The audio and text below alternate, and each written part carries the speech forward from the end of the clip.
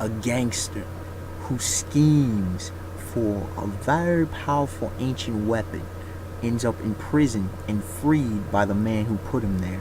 A pimp with the most powerful connections in the One Piece world.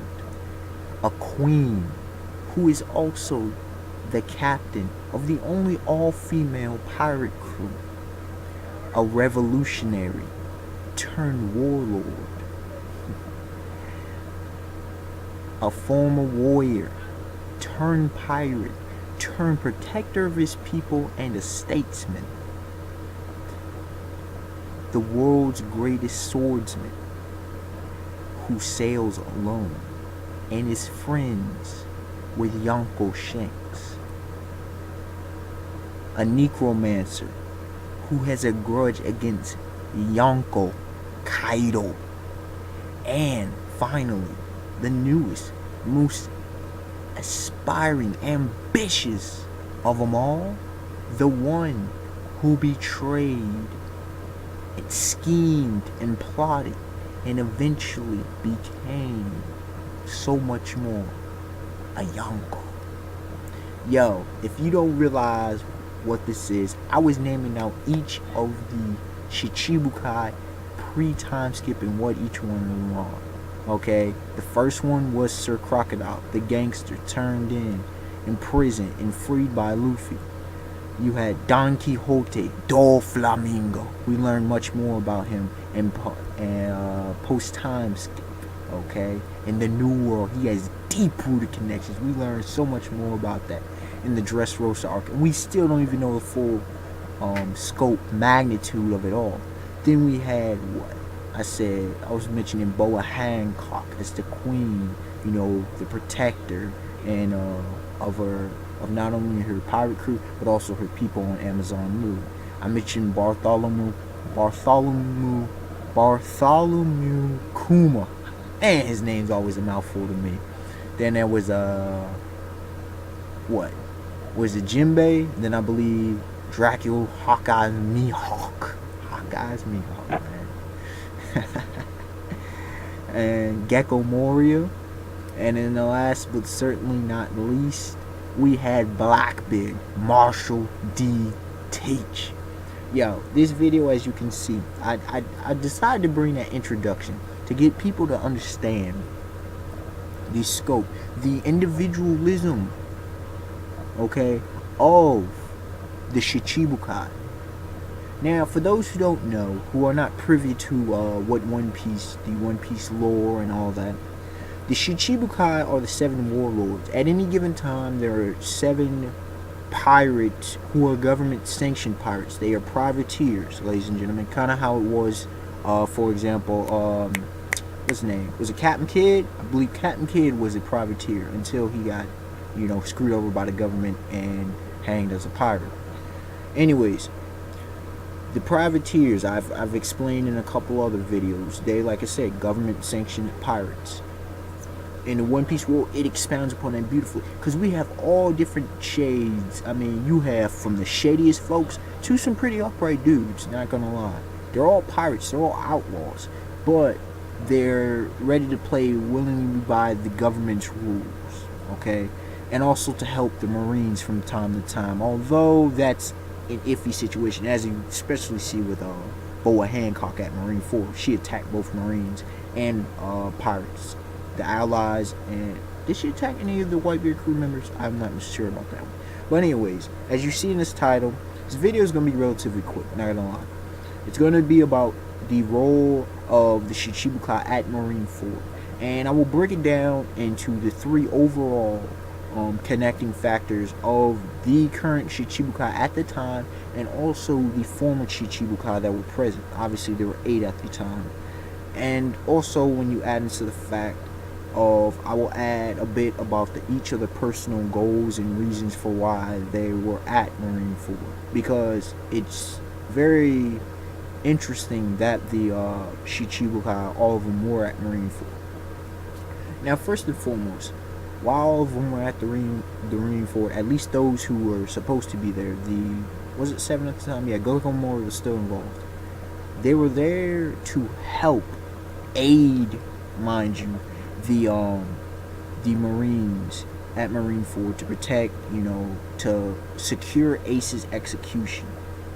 Okay, that was supposed to happen at, what was it, 3 o'clock or something like that? Anyway, or noon, either noon or 3 o'clock. And because they heard the rumor, and they sent Goku, the fleet admiral at the time. He's like, yo, this is some real talk. Okay, they knew the Whitebeard pirates were coming. They were coming for Ace. He was the 2nd Division commander of the Whitebeard pirates, so he was a top officer. And also Whitebeard, some knew he was trying to promote Ace, Portacus the Ace, also Luffy's brother, to Monkey D. Luffy's brother, Straw Hat Luffy, the main character, the main protagonist of One Piece, to Whitebeard, Edward Newgate, a Yonko himself. For those who don't know, the Yonko are the 4 emperors of the New World of One Piece, the toughest sea, as they call it, where, as I've often said, only the strong survive, the weak die or get the hell out. And I also was confirmed by that because of something, a quote I saw Doflamingo, Don Quixote Doflamingo make in pre-time skip, when he talked about the new era coming, and he talked about only the true pirates will survive. Anyways, so the Shichibukai were there to, help aid and protect the Marines. Number 2, the second reason the Shichibukai were there is, if you look at the story, it functioned to show that at the end of the day, they were still pirates. They were there because of personal reasons. Period. Point blank and simple. They were not there because, they didn't want their Shichibukai status ripped away. Some for different reasons, but they were there for all personal reasons. It was personal gain in every way.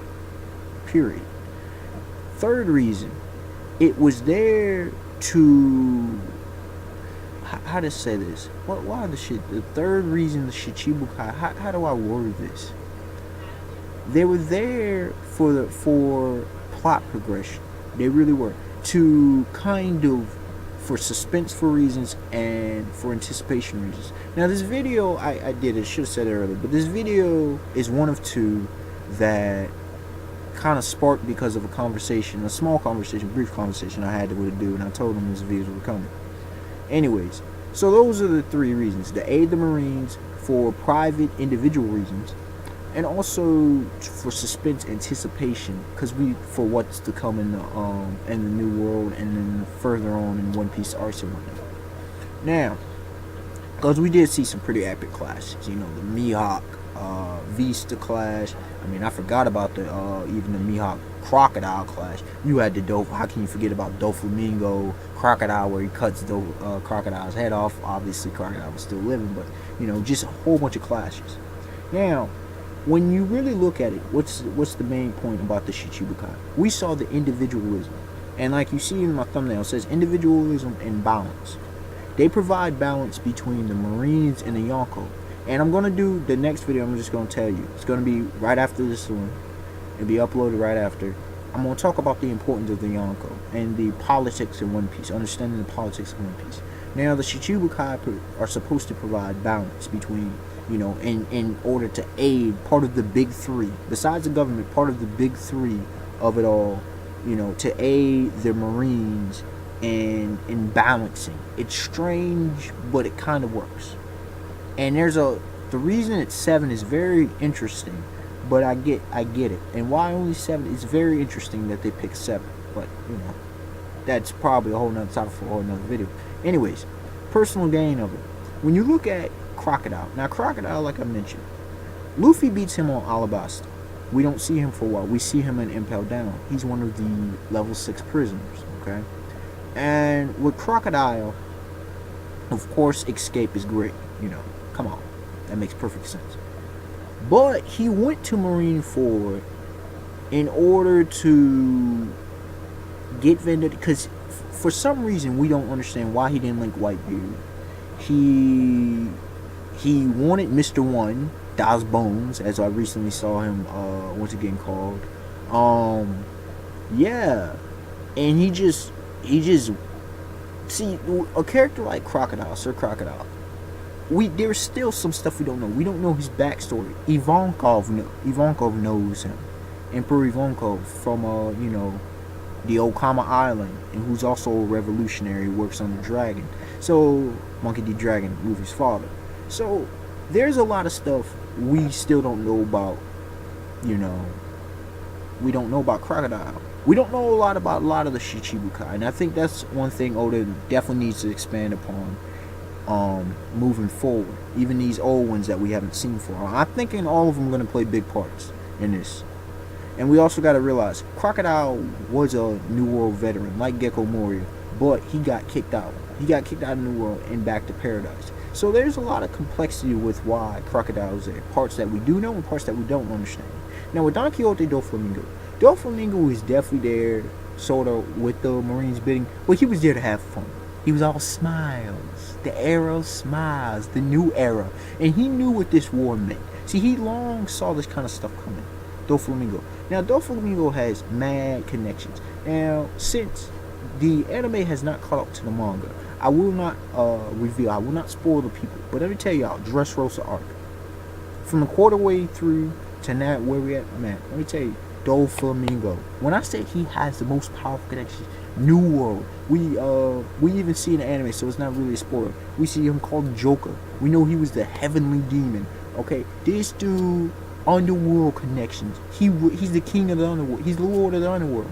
Then you go to, you know, I don't want to spoil it, but big time connections. But we do get a glimpse and a hint going towards Gecko Moria. Gecko Moria had a hit on him. Doflamingo was to carry out and to assassinate Gecko Moria. And what it is there's only certain higher ups, because it didn't come from Sengoku, because even Gecko Moria asked him like somebody higher. So I mean, it could have been Kong. There's a very small potential that it could have been Kong, you know, commander of the Marines.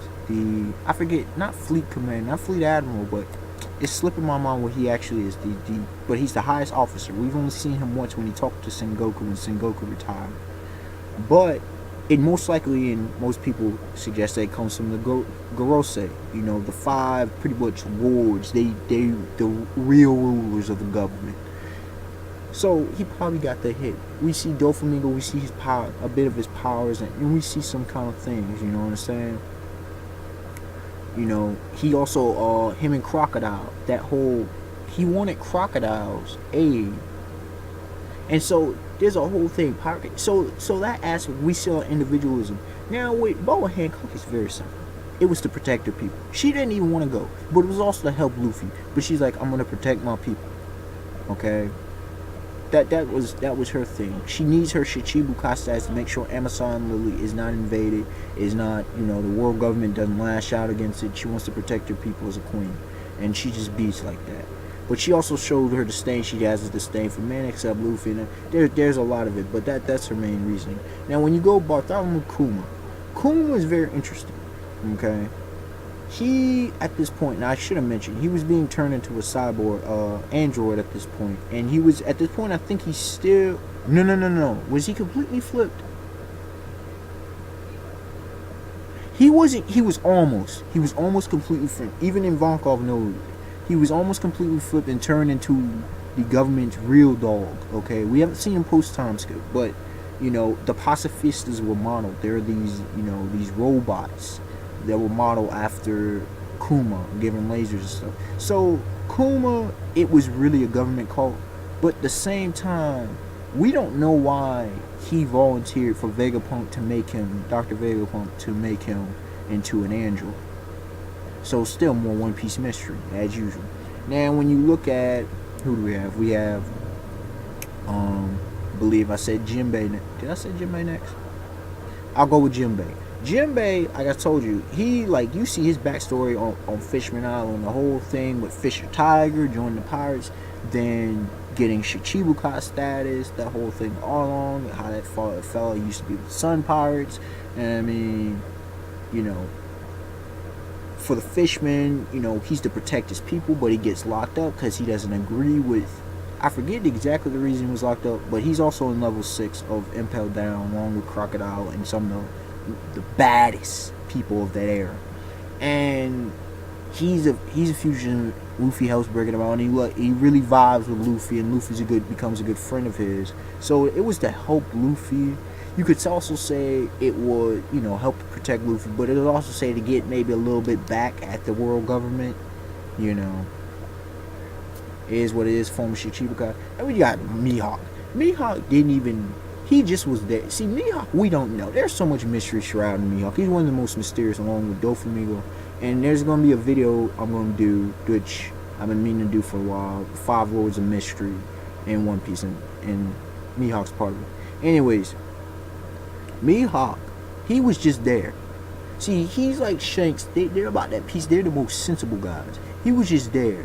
Now, he clashed with the Whitebeard Pirates, but he wasn't really fighting. People get it twisted. Oh, Vista. He wasn't even paying attention. He was there for mainly narration on Luffy. A little bit of narration on Luffy. And talk about how Luffy has the most dangerous ability, which he can turn, anybody into his allies. Even former enemies. You understand what I'm saying? Luffy, Mihawk was there to also show power. Easily, casually cut an iceberg. People think that was the most of his power. Man, there's so much. We just saw Mihawk. Mihawk was just there. But we saw that he didn't want to go against the Redhead Pirates. He's like, I didn't sign up for this, pretty much. Partly because Shanks of who he is, but partly because it just goes to show you, once again, the individualism.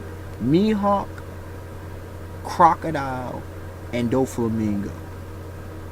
They're the most they show the most individualism. I mean, Bohan, every one of the Shichibukai show individualism. But those 3, as far as with the Shichibukai and connection, those are the ones who push the theme of individualism among them. Now, when you go to Gecko Moria was there pretty much to serve as a makeup. Like, he was almost kicked out, kind of how Crocodile was for losing to Luffy. But, like I already mentioned, he had a hit on him, which he did not know about. He was there to kind of appease them, to make up for his screw-up. It was also his duty, but, his was simple, like kind of Boa Hancock's. Now, I gotta say, cause, let's see. Oh, Blackbeard. Now, Blackbeard, man, his goes deep. Now, he arrived later than everybody else. He was doing his own thing. He had his crew. He shows up at Impel Down. He raids. He gets Shiru of the Rain, former, was it Ward? Had Jailer, Beast, also 4 other, was it 4? I believe it was 4 other people. Some of the biggest names from Impel Down's level 6. So he came in after Luffy. He's the one who started it all. Started this whole, head to battle, the whole Marineford war, with the apprehension of Ace. Now, he would have done Luffy if he would have understood who Luffy was at the time. But he's like, since you're trying to protect your brother, Ace, and plus you a former Whitebeard pirate like me, because Ace kind of had a personal vendetta because Blackbeard killed the 4th division leader Thatch, who was actually above Blackbeard. So Ace went to try to handle it personally. Blackbeard wins the duel. Ace is locked up. Luffy has that. And, you almost see Luffy. He would have lost, but you almost see him clash with Blackbeard. Blackbeard goes to Marineford. He goes there to wreck shop. He goes there to him and his crew. They finally put the final nail in the coffin with a dying Whitebeard. He was dying before him. He was old, aging, and dying before the war. And he took so many shots, but they end up offering him. And to get Whitebeard's Devil Fruit. Not only that, to become a Yonko. So Blackbeard had the most to gain from this whole war, considering he's the one who pretty much caused it. But anyways, this video went a little bit longer than I expected, but I wanted to make sure the people, I said it would be relatively quick. And sometimes that relatively quick, it'll be long, but there is much more. I could easily have done double the time of this video, if not triple the time. So just letting y'all know. But the unexpected one to like, comment, subscribe. Tell me y'all thoughts on what y'all believe the roles of Shichibukai were, at least pre-time skip. Now, post-time skip, the whole game's changed. You have new cast of characters. I mean, we got Trafalgar Law, Buggy the Clown. We got, everybody was still there. We know, Blackbeard is a Yonko. Crocodile's MIA. Gecko Moria's definitely MIA. Holy crap. Jinbei, we know he's down at Fishman Island. Probably gonna join the Straw Hat Pirates. And then, what I was about to say, we got this new unknown Shichibukai.